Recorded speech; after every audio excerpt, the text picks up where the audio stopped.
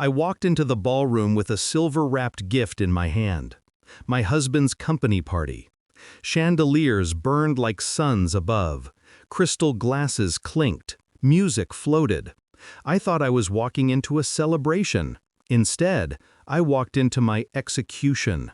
There she was, his boss, draped in emerald silk, kneeling before him with a diamond ring that could blind a man. Her voice carried across the room like a knife. "Will you leave your poor, impotent wife and marry me?" And he, my husband, my partner, my mistake, smiled like he'd been waiting his whole life for that question. He said yes, loud, proud, final. I didn't drop the gift. I didn't scream. I didn't shatter. I simply turned, walked away, and smiled to myself. Because he had just married himself to his own ruin. Backstory. I remember the first time I met him. He was late to a meeting, out of breath, papers falling from his hands. I thought it was endearing. I thought it was real. I was the investor, the quiet majority shareholder. He was the ambitious man with charm to sell. I gave him my trust, my faith, my capital. He gave me promises, laughter, and a wedding ring. I loved him the way only a fool loves, blindly. I believed we were building something together. What I didn't see was how carefully he was building a life that excluded me. Discovery. The signs were small, too small at first. He started wearing cologne he never liked before. He stayed late in the office, closing deals. His phone slept under his pillow like a secret.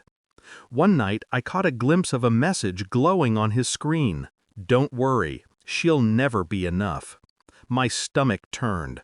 But my face didn't. I went back to bed. I let him think I was asleep. Because I had learned something important. Silence was sharper than any confrontation. The shift. That was the night I stopped being his wife. I became his shadow, watching, recording, calculating. I traced the company's books. I traced his lies. And I traced the emerald silk of his boss's hand resting a little too long on his shoulder. Every step he took toward her was a step deeper into the trap he didn't know I was building. The plan. People mistake wealth for power, but real power is control, and I had it. 67% of the company, signed under my name, untouchable. I filed the papers quietly, transferred funds strategically. Every contract, every clause, every silent move pointed toward one inevitable collapse. He thought he had me cornered. He thought I was just the poor, helpless wife. But I was the majority, the foundation, the empire he stood on, and I was preparing to pull it out from under him. The execution. So when he said yes to her proposal that night, I didn't argue. I didn't cry. I left the ballroom, stepped into my car, and opened my laptop. 3 signatures. That's all it took. 3 digital strokes, and his kingdom was ash.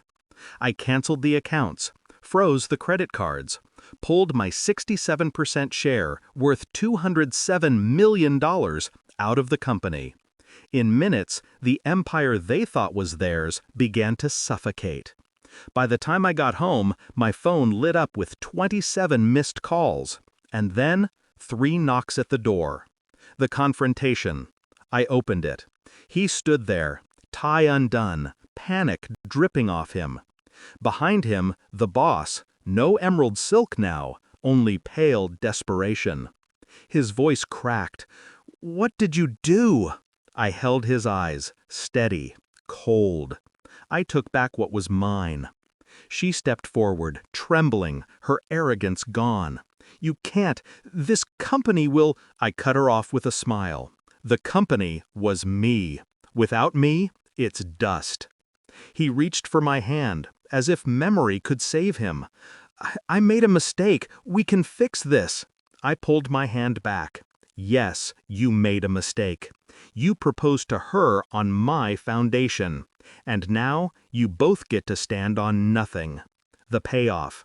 They begged, they threatened, they promised. I watched them unravel in my doorway, their voices shrill, their eyes wide with a fear they couldn't hide. For the first time, they understood. I wasn't the weak one. I was the storm they had invited. I closed the door on their desperation, their betrayal, their ruin. And in the silence of my living room, I finally exhaled.